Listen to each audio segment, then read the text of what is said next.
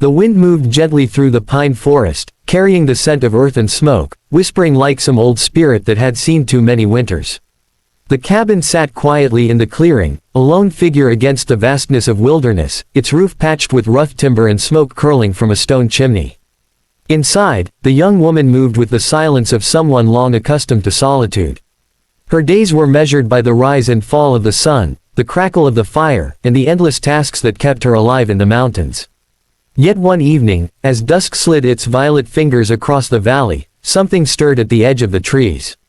She saw it first as a shadow moving against shadows, a figure limping with unnatural weight. Then, as her eyes adjusted, she drew in a sharp breath. It was a stallion, black as midnight, with a tangled mane and flanks streaked by blood. His body carried the look of battle, his eyes wide with pain and mistrust. The wilderness was merciless, and without help, he would not last the night. She hesitated, hands clutched tight to the apron at her waist, heart racing at the sight of so much raw power brought low. Yet kindness was something she could never deny, even to a beast born wild.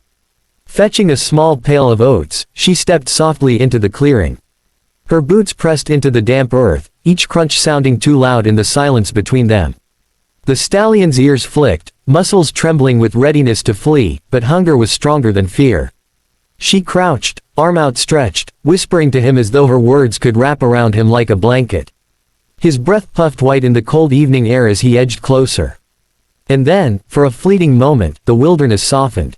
He lowered his great head, lips brushing against her palm as he took the first bite. In that instant, she knew he had chosen to trust her. That night, she guided him toward the crude shelter behind her cabin, a stable she rarely used. Lantern light washed over his scars as she inspected the wounds.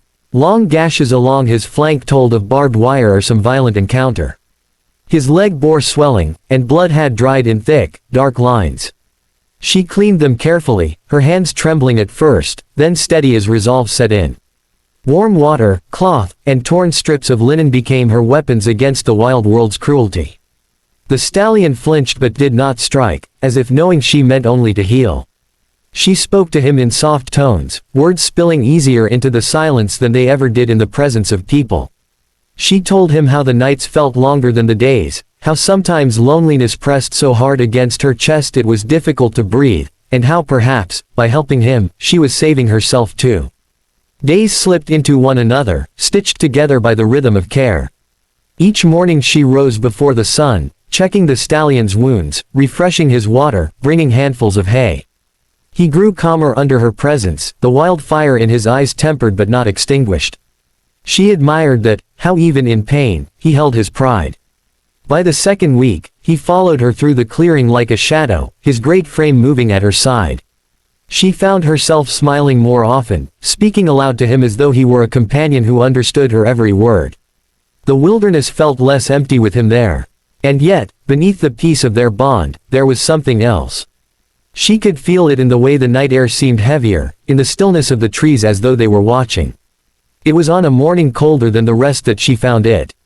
She opened her cabin door, expecting only frost and silence. Instead, her eyes fell upon something that stole her breath. Draped across the porch railing was a dress. Not just any dress, but a wedding gown, white as snow, its lace delicate, its silk shimmering faintly in the pale light. Her heart pounded as she scanned the clearing. No footprints marked the snow. No sound stirred in the trees. It was as though the dress had materialized from the very air. She touched it with trembling fingers, the fabric cold and damp with dew. Her chest tightened with questions. Who had left it? Why here? What message was hidden in such a haunting gift? Behind her, the stallion stamped his hoof, head lifted, nostrils flaring toward the dark line of pines. She felt it too, the invisible gaze of someone unseen, lingering at the edge of her world. That day she worked little, her thoughts circling endlessly around the dress. She laid it across the table, staring at its folds as though it might speak. The image of a bride rose unbidden in her mind, a woman walking toward some promise of forever. But here it was, left abandoned, and her own life had been one of loneliness. What kind of soul would leave such a thing at her door? As dusk fell, she wrapped herself in a shawl and stepped outside again. The stallion lingered near, restless. His ears pointed toward the forest, his body taut with unease.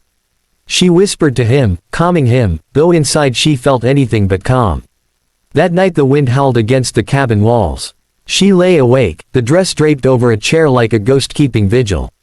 In the flicker of the fire, it seemed to move, swaying as though some invisible bride still wore it. Her heart raced with every creak of timber, every gust of air that pressed against the shutters. She thought of the life she had fled, of promises broken and voices raised, of why she had chosen solitude in the first place. Perhaps the wilderness had not been far enough to escape the world's reach. Sleep finally took her, but it was restless, haunted by dreams of footsteps crunching snow and a faceless figure watching from the tree line.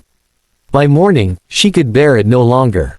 She followed the stallion as he moved anxiously toward the forest's edge. The snow crunched beneath her boots, the silence of the pines pressing down like a secret. He led her deeper into the shadows, nostrils flaring, as though tracing a scent invisible to her eyes. And then she saw it, a glimmer beneath the pine needles, half buried in the earth. She knelt, brushing the dirt aside. A locket lay there, its chain broken, its silver dulled with age. She pried it open, but the tiny portrait it once held was missing. The emptiness of it chilled her more than the wind. Someone had been here. Someone had left both clues and warnings, and she was at the center of it. Returning to the cabin, the locket clenched in her hand, she felt the weight of unseen eyes. The stallion stayed close, his dark presence a shield against whatever haunted the woods. The dress still hung across the railing, swaying gently in the cold wind. It looked almost alive, like a silent witness to a story not yet told. She stood there, staring into the endless black of the forest, and whispered into the night, "Who are you, and what do you want from me?" Only silence answered, but deep down, she knew the wilderness had shifted. Something had entered her world, leaving symbols she could neither understand nor ignore. The stallion pressed his muzzle against her shoulder, a reminder of the bond they shared, a fragile thread of trust in a world filled with shadows.